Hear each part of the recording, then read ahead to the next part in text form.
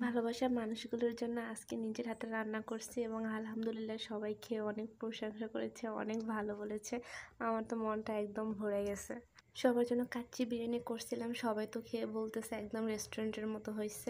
বিরিয়ানির জন্য এখানে মাটনটাকে কষিয়ে নিচ্ছিলাম। মাটন কষানো হয়ে গেছে, সকল মশলা দিয়ে কষানো শেষ। তখন মনে পড়লো যে একটু ভিডিও করে নেই, এর আগে মনে ছিল না, একদমই ভুলে গেছিলাম। বিরিয়ানির রাইসের জন্য অন্য একটি হাঁড়িতে রাইস বসিয়ে দিয়েছি সকল মশলা দিয়ে। এরপরে ভাপে দেওয়ার জন্য বড় হাঁড়িতে মাটনটা ঢেলে নিয়েছি। রাইসগুলোকে পানি ঝরানোর জন্য ঝাঁপিতে করে ঢেলে দিয়েছিলাম। এখন হচ্ছে এর উপরে বসিয়ে দেবো, কাচ্চি স্টাইলে করবো আর কি। ভয়ে ভয়ে ছিলাম কেমন না কেমন হয়ে যায়। ফার্স্ট টাইম এতগুলো মানুষের রান্না করতেছি, প্রায় 10 জনের মতো করে।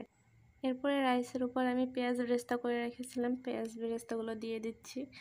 দেখতে কতটা সুন্দর আসতেছে। ভিডিও করতে বলছি একরকমের, ভিডিও করতেছে অন্যরকমের, আসলে কেউই কাজের না। এরপরে হচ্ছে পুদিনা পাতা দিয়ে দিচ্ছি এবং এরপর হচ্ছে কাঁচামরিচ ফালি করে রাখছিলাম, এগুলো দিয়ে দিব।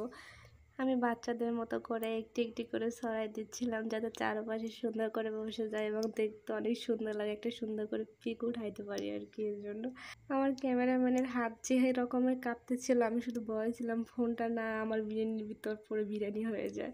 এরপর হচ্ছে কেওড়া জল দিয়ে দিচ্ছি স্মেলের জন্য, যাতে খুব একটা সুন্দর একটা স্মেল আসে। এরপর হচ্ছে ঘি ছিল, একটু ঘি দিয়ে দিচ্ছি, ঘি শেষ প্রান্তে একদম। এখন হচ্ছে গিয়ে ফুড কালার আনছিলাম, ফুড কালার দেবো। ওই দিন একটু ফুড কালার কিনছিলাম, যা বাজে, একদম বাজে। আজকেটা দেখলাম না মাশাআল্লাহ ভালোই আছে, কালার আসতেছে, তো ভাবলাম না ভাপে দেওয়ার পরও কালারটা সুন্দরই আসবে, এজন্য মাইন্ডটা একটু ভালো ছিল আর কি, যাতে কালারফুল হয় বিরিয়ানিটা।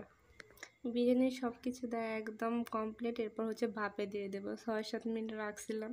এরপর তুলে ফেলছি, তুলে ফেলার পরে এই কি সুন্দর, just wow, looking like wow একটা কালার। তো মাশাআল্লাহ খুব সুন্দর আসছে কালারটা, দেখে আমার প্রশান্তি লাগতেছে যে না কালারটা উপর থেকে সুন্দর আসছে এবং ঝরঝরে হয়েছিল।